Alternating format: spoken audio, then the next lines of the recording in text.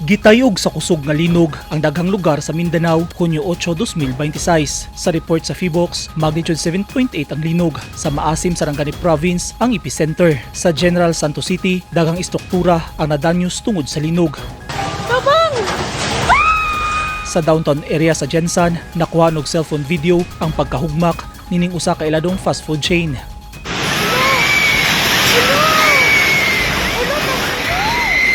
Madungog ang kabalaka sa mga tawo, perting bungkaga sa nagkulaps nga fast food chain. Nadanyo sab hasta ang usa ka iladong mall sa Jensan, nangalangkat ug nangahulog ang parte sa mall.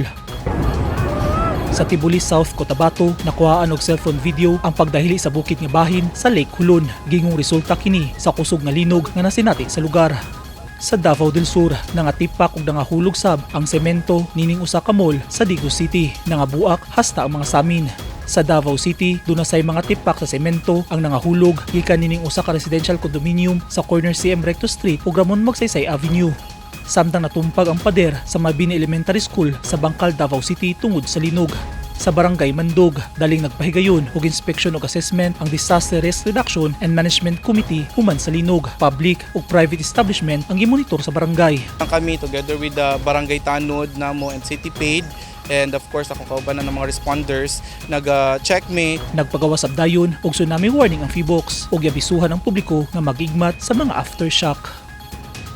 Eugene Hinutan, Newsline Philippines. Stay safe.